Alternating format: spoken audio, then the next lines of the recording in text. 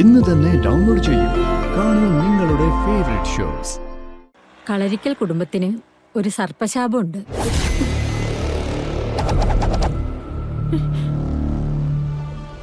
അത് കാലങ്ങളായിട്ടുള്ളതാ. ശാപമെന്ന് പറഞ്ഞാല് ചെറിയ ശാപമൊന്നുമല്ല.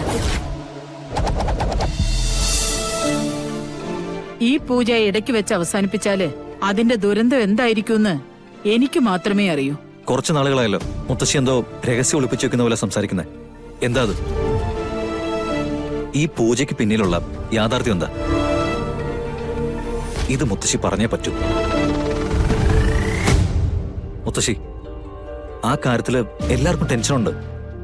ജീവിച്ചിരിക്കുമ്പോ കുടുംബത്തിലെ കാര്യങ്ങള് എല്ലാരും അറിഞ്ഞിരിക്കണമല്ലോ. ഇതെന്തിനെത്ര കടുത്ത പൂജ? ഇതെന്തിനാ മുത്തശ്ശി പേടിക്കുന്നേ? അതെന്റെ മനസ്സിൽ തന്നെ ഇരിക്കും, എന്നോട് കൂടെ അത് മണ്ണടിയുകയും ചെയ്യും. കേട്ടോ അമ്മേ, ഏതോ ഒരു മണ്ടത്തരത്തിന് വേണ്ടിയാ ഇതൊക്കെ നമ്മളെ കൊണ്ട് ചെയ്യിക്കുന്നത്. അതെന്താണെന്ന് നമ്മളുടെ അടുത്ത് പറയാനും വയ്യ. അതെന്തുകൊണ്ടാ? അതിൽ സ്വാർത്ഥത ഉള്ളതുകൊണ്ട്. വേണ്ട നവീൻ, അമ്മയെ കുറിച്ച് അങ്ങനെയൊന്നും പറഞ്ഞാ അതെനിക്ക് ഇഷ്ടമാവില്ല. ഇതിപ്പോ കുറെ കാലമായില്ലേ ഞാൻ അമ്മയ്ക്കൊപ്പം ഈ തറവാട്ടിൽ ജീവിക്കാൻ തുടങ്ങിയിട്ട്. അമ്മ ഇതുവരെ സ്വന്തമായിട്ട് ഒരു കാര്യം ആവശ്യപ്പെട്ടതായിട്ട് ഞാൻ കേട്ടിട്ടില്ല, സത്യം. പക്ഷെ കുടുംബത്തിന് വേണ്ടി ചോദിക്കും. അമ്മയ്ക്കൊരാളോട് ദേഷ്യം തോന്നുന്നു എന്ന് പറഞ്ഞ അത് ഈ കുടുംബത്തിന്റെ ദേഷ്യമോ? അമ്മ ചിന്തിക്കുന്നത് ഈ കുടുംബത്തിൽ സന്തോഷം വരാൻ വേണ്ടി മാത്രമാ. അമ്മ ഉണ്ണാതിരിക്കുന്നതും ഉറങ്ങാതിരിക്കുന്നതും ഒക്കെ ഈ കുടുംബത്തിന് വേണ്ടിയാ മോനെ. പുറത്തുള്ളവർക്ക് അതെന്റെ അമ്മായിയമ്മയാ, പക്ഷെ എനിക്കങ്ങനെയല്ല. എന്റെ സ്വന്തം അമ്മയാ.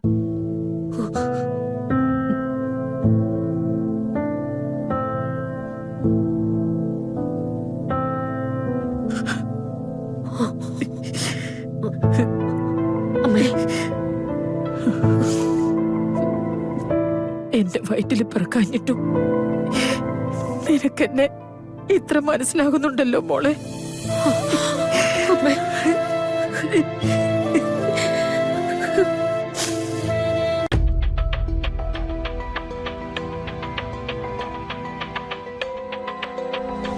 തങ്കം നന്നായിട്ട് ആലോചിച്ചിട്ടാണോ ആ തറവാട്ടിലേക്ക് അയച്ചത്?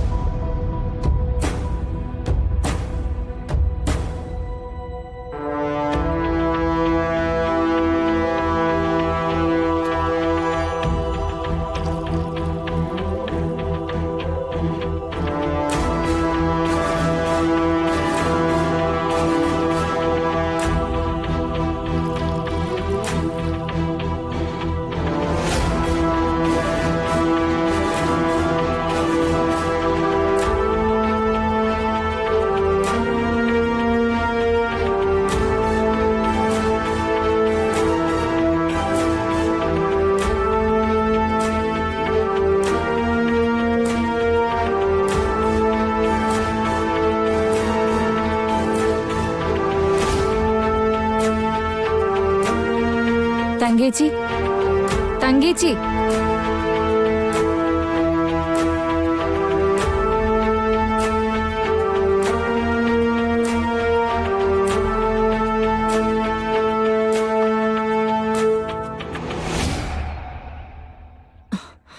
തങ്കേച്ചി, തങ്കേച്ചി.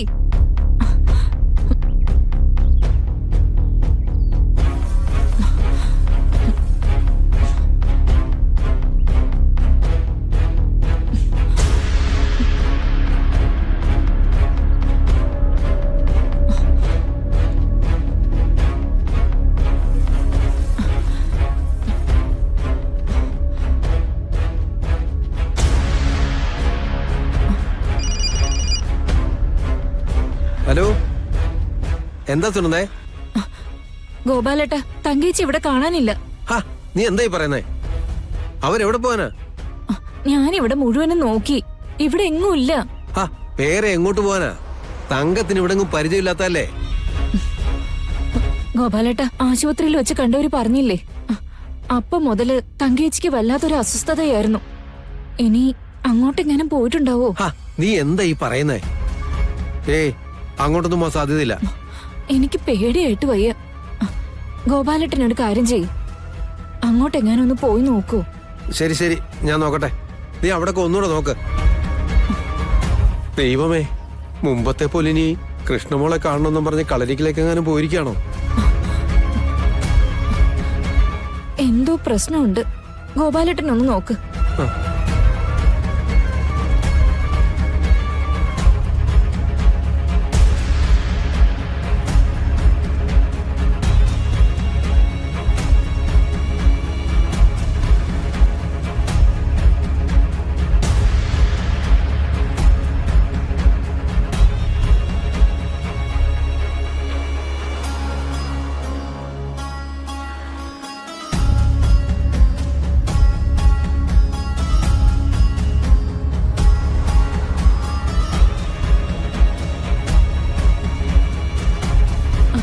ഇന്ദിരേ,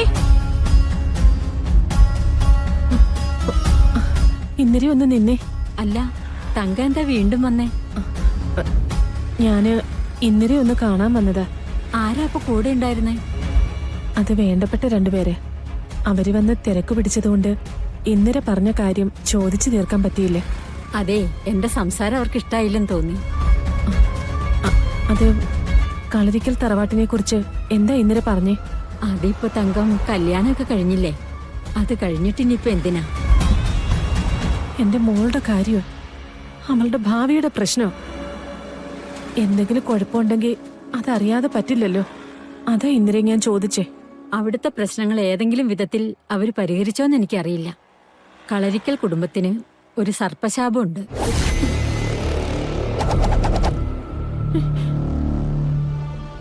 അത് കാലങ്ങളായിട്ടുള്ളതാ. ശാപമെന്ന് പറഞ്ഞാല് ചെറിയ ശാപമൊന്നുമല്ല. കളരിക്കൽ കുടുംബത്തിലേക്ക് വധുവായിട്ട് കയറുന്ന പെൺകുട്ടി സർപ്പദംശനം മൂലം മരിക്കുമെന്നാണ് ശാപം.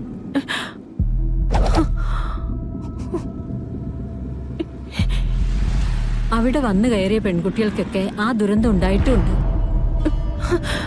അവിടെ ജീവിച്ചിരിക്കുന്ന പെണ്ണുങ്ങളെല്ലാം രണ്ടാം വിവാഹത്തിലൂടെ വന്നവരാ. ഇക്കാലത്ത് കുട്ടികൾ ഇതൊക്കെ വിശ്വസിക്കുന്നുണ്ടാവോ? പക്ഷെ സംഗതി സത്യമാണ് തങ്കം. ആ കുടുംബം ഒരു ശാപം പിടിച്ച കുടുംബ.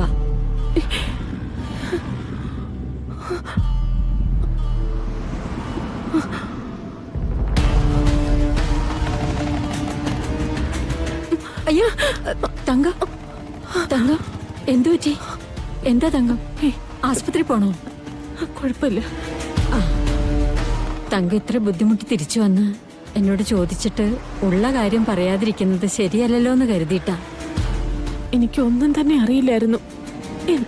എന്റെ മോളോടും ആരും ഒന്നും പറഞ്ഞിട്ടില്ല. ദേ തങ്കം, ഞാനേത് പറഞ്ഞെന്ന് ആരും അറിയരുത്. വലിയ വലിയ കുടുംബക്കാരാ.